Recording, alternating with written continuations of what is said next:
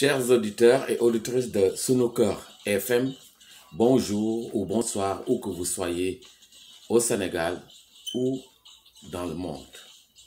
Comme vous le savez, votre émission Autour des micros va démarrer ce week-end, son numéro 2.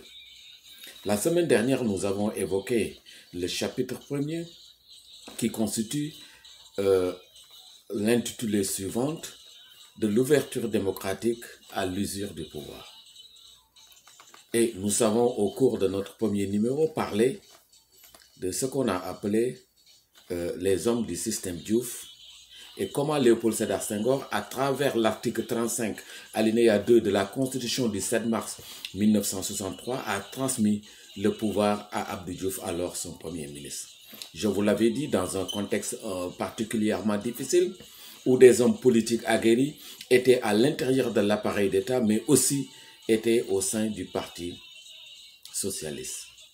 Et le président Abdou Diouf, nouvellement élu à l'âge de 45 ans, devait terminer le mandat de 2 ans de Léopold Sédar Senghor, parce qu'il lui restait 2 ans. En 1983, on devait aller vers une nouvelle élection, et Abdou Diouf se devait de réussir à franchir 2 obstacles. Le premier obstacle, c'était de maîtriser l'appareil d'État. Malgré son expérience en tant qu'ancien ministre, ancien gouverneur et ancien premier ministre, il lui fallait énormément de travail à faire pour maîtriser l'appareil d'État. Mais aussi, le second obstacle qu'Abdou Diouf devait franchir, c'était de faire en sorte qu'il puisse maîtriser un parti socialiste qui renferme en son sein des hommes politiques qui ont astu une maturité politique solide. Et Abdou Diouf devait de franchir ces 2 étapes. Et j'avais dit que dans ce cadre, Abdou Diouf se devait de trouver un homme qui allait lui faciliter la tâche. Et Abdou Diouf, en la personne de Jean Collin, avait trouvé la personne qu'il fallait. Mais Abdou Diouf aussi se devait de convaincre les Sénégalais qu'il était réellement the right man at the right place. Et je vous l'avais dit, Abdou Diouf avait lancé ce qu'on a appelé le sursaut national, mais aussi en 1981, Abdou Diouf, dès son accession à la magistrature suprême, va faire son grand discours pour dire que désormais, du multipartisme limité, il va ouvrir le pays vers le multipartisme illimité. Il avait alors lancé sa fameuse formule en langue nationale wolof pour capter le maximum de Sénégalais possible. C'était de dire aux Sénégalais et aux citoyens sénégalaises que Diaka Django Koumana Nod Nod. En fait, Abdou Diouf avait, en instaurant le multipartisme illimité, voulait en même temps faire en sorte que toutes les opinions qui existaient et qui manifestaient leur hostilité durant le règne de Léopold Sédar Senghor puissent enfin être légalisées. C'était aussi une autre manière de contrôler le champ politique dont les partis de gauche avaient commencé à, comme je le disais, harceler le pouvoir de Senghor, mais n'étaient pas encore convaincus qu'Abdou Diouf était l'homme de la situation. Le multipartisme est lancé, Abdou Diouf va encore engager d'autres réformes. Parce que malgré le multipartisme qui s'adressait à l'opinion, aux opposants, mais Abdou Diouf aussi devait agir en interne pour maîtriser un parti socialiste dont son personnel politique agréé continuait à contester dans les coulisses son pouvoir. C'est à cet effet qu'en 1981, Abdou Diouf va lancer ou va briser un peu le code pénal sénégalais en lançant une nouvelle infraction, le délit de l'enrichissement illicite. Abdou Diouf, en instituant en 1981 le délit de l'enrichissement illicite, devait alors créer aussi une cour de répression de l'enrichissement illicite. Et il disait que Abdou Diouf, en instaurant un nouveau délit qui n'était pas fixé par le corpus pénal, parce que comme vous le savez, en droit pénal, pour qu'une infraction existe, il faut un élément légal, un élément matériel et un élément moral. Et Abdou Diouf a lancé ce nouveau délit, et ce nouveau délit va lui permettre de régler et de récupérer cette aile du Parti socialiste qui est réfractaire. Il ne s'est pas limité à créer le délit et à créer la cour de répression de l'enrichissement illicite, mais en droit, Abdou Diouf a renversé la charge de la preuve. C'est-à-dire, il ne revient plus à l'accusateur de prouver, mais il revient à l'accusé de prouver, ce qui est contraire aux normes juridiques. connue à travers le monde. Et d'ailleurs, c'est cette institution qui fait toujours l'actualité avec le régime de Macky Sall parce que contesté.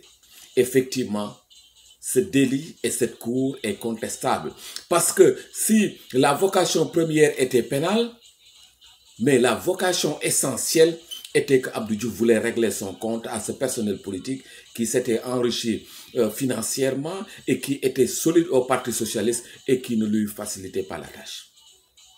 Donc Abdou Diouf va aussi, pour calmer aussi les ardeurs des populations, Abdou Diouf va aussi annuler les dettes des paysans. Comme vous le savez, les campagnes agricoles n'étaient pas bonnes et il revenait à Abdou Diouf de faire une mesure en faveur des paysans, c'est-à-dire l'élimination de toutes les dettes des paysans. Abdou Diouf est perçu comme un sauveur. Abdou Diouf est perçu comme l'opinion paysanne, comme l'homme de la situation. Mais Abdou Diouf ne va pas s'arrêter en si bon chemin parce qu'il va être aidé par une bonne récolte.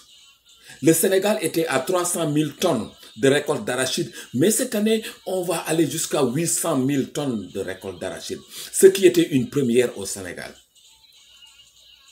Et c'était la fierté. Tout le monde était content parce que la pluviométrie a beaucoup aidé Abdou Diouf dans ce sens.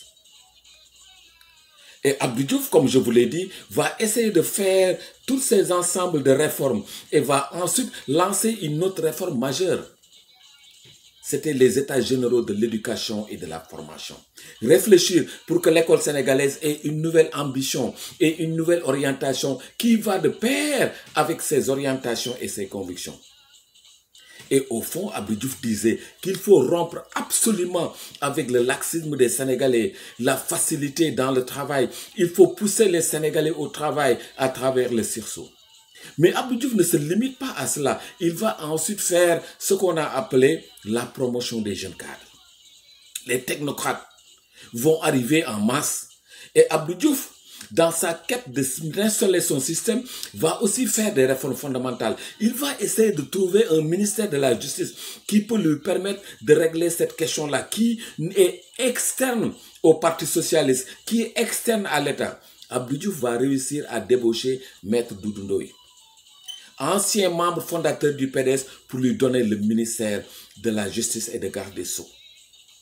Là, on ne peut pas accuser le ministère de la Justice et Garde des Sceaux comme étant quelqu'un qui est au Parti socialiste, mais quelqu'un qui peut, peut-être, dans l'entendement d'Abdou Diouf, lui permettre de ramener au calme toute cette aile réfractaire du Parti socialiste qui était à l'affût et qui attendait la moindre erreur politique pour sauter sur lui. Et Abdou Diouf ne va pas s'arrêter là, il va aussi débaucher Tchernoba, un communiste, ancien membre fondateur du PAI, pour lui donner la propagande du Parti socialiste. Abdou Diouf va donc prendre toutes ces mesures-là pour participer à stabiliser son pouvoir parce qu'il sait qu'il a 2 ans et en 83, il va aller vers de nouvelles élections. Et il place Habib Thiam, son ami de longue date, à la primature du Sénégal. Abdou Diouf va ainsi gagner facilement les élections de 1983 parce qu'il y a un élan populaire qui va accompagner son installation au pouvoir. Effectivement, malgré les contestations devant un éternel opposant, Abdoulaye Wade, qui s'était opposé à Léopold Sédar Senghor, Abdoulaye Wade va gagner plus ou moins les élections de 1983 avec beaucoup de facilité.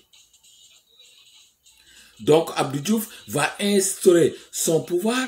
Il va maintenant, comme il est assis, il va maintenant essayer de faire en sorte que son pouvoir soit mieux stabilisé. Il va faire ce que Macky Sall a fait l'année dernière. Il va supprimer le poste de Premier ministre pour être au front. Et toutes les réformes de Macky Sall ressemblent énormément aux réformes qu'Abdou Diouf avait engagées en son temps. La loi sur l'enrichissement illicite, la suppression du poste de Premier ministre. Abdou Diouf, en supprimant le poste de Premier ministre, était face directement aux Sénégalais. Et donc, Abdou Diouf devient ce qu'on a appelé le maître du jeu. Il devient le maître du jeu, il va être aidé parce qu'après les élections de 1983, on va aller en 1985 et il est nommé le président de l'Organisation de l'Unité africaine, OIA. Abdou Diouf va essayer de faire en sorte, quand il est nommé président de l'Organisation de l'Unité africaine, Abdou Diouf va faire son cheval de bataille, la fin de l'apartheid en Afrique du Sud. Il va s'envoler avec énormément de risques en Afrique australe pour aller au Lesotho, leur tenir un discours qu'il faut aider Mandela à sortir du pouvoir. D'ailleurs, c'est ce qui fait que Nelson Mandela, quand il est sorti du pouvoir, quand il est sorti de prison, il avait dit qu'une de ses priorités, c'était le Sénégal et la Libye, parce que le Sénégal avait joué un rôle fondamental dans la libération de Nelson Mandela. Il a été fait docteur honoris causa en 1994 à l'université Cheikh Anta Diop. J'étais le représentant des étudiants. J'ai eu l'insigne honneur ce jour de lui remettre le boubou, le cadeau que les étudiants avaient décidé de lui remettre. Donc, Abdou Diouf, 1985-1986, il va aussi réussir à regrouper l'ensemble des parties prenantes de la crise de l'apartheid, les Blancs libéraux et les membres de l'ANC à Dakar. Ils vont tenir une grande réunion pour voir dans quelle mesure il est possible d'aller vers la réconciliation en Afrique du Sud. Abdou Diouf marque des points. Il est considéré en Afrique. Il est considéré au Sénégal. Il va aussi s'accouder derrière le programme de redressement économique et financier lancé pour la période de 1980 à 1985 pour donner un nouveau souffle à l'économie sénégalaise. Abdou Diouf va ainsi asseoir son système. Il a son nom qu'il veut. Mais en 1987 intervient un événement qui à la limite était anodin, mais qui va donner une ampleur, une tournure nouvelle au pouvoir d'Abdou Diouf. C'était la fameuse marche des policiers en janvier ou en juin 1987. Des policiers condamnés dans une affaire civile et condamnés à 1 an de prison ferme a créé le mécontentement au sein du corpus de la police. Une marche est décidée qui devait aller du commissariat central à l'école nationale de police. L'État, par l'intermédiaire de Jean Collin, fait intervenir la gendarmerie. Le pire est évité de justesse. Mais pour gérer la crise, Jean Collin va convoquer l'ensemble des commissaires de police pour leur tenir un langage de vérité. Et au cours de cette réunion, un commissaire de police, très jeune, et qui était le directeur de la sécurité publique, Cheikh Sadibou Ndiaye, ne semblait pas lors de cette réunion partager l'opinion de Jean Collin. Il était inadmissible pour Jean Collin d'avoir un agent de l'État de service, un commissaire de police qui lui tient la tête et qui défend son corps. La réunion, elle est houleuse et se termine en queue de poisson. Une nouvelle réunion est renvoyée et convoquée pour un autre jour. Mais Cheikh Sadibou Ndiaye, le nouveau jeune commissaire de police, ne vient pas à la réunion et décide de ne pas partir pour montrer son opposition et pour montrer aussi son affiliation à son corps, qui est la police, parce qu'il était le directeur de la sécurité publique. On envoie des gens l'amener de force à la réunion. Il est amené de force à la réunion. Et Cheikh Sadibou Ndiaye, à la fin de cette réunion, le pire va arriver. Quelques instants après, on va annoncer sa mort dans les corniches. On a dit qu'il a fait un accident. Et cet incident n'est pas à ce jour éclairci. Jean Collin venait de réagir. Mais aussi Jean Collin, 1987, avant cela, lorsque Habib Thiam est allé à l'Assemblée nationale, Jean Collin va s'attaquer à l'ami du président. Pour le faire, il va réduire le mandat du président de l'Assemblée nationale de 5 ans à 1 an. Habib Thiam n'est pas d'accord et le manifeste. Mais il sera rapidement poussé à la démission. Jean Collin instaure son système dans le brouhaha général. Chers auditeurs de Sunuker FM, Inch'Allah, comme nous le disons, tout cela est dans cet ouvrage que nous avons réalisé, Sénégal, les nouveaux chantiers de la démocratie. La semaine prochaine, Inch'Allah, s'il prête au bon Dieu, nous allons revenir encore pour vous parler de cette passionnante vie, de la vie politique sénégalaise. Chers auditeurs et auditrices de Sunuker FM, passez une merveilleuse nuit. Une nuit paisible, où que vous soyez à travers le monde.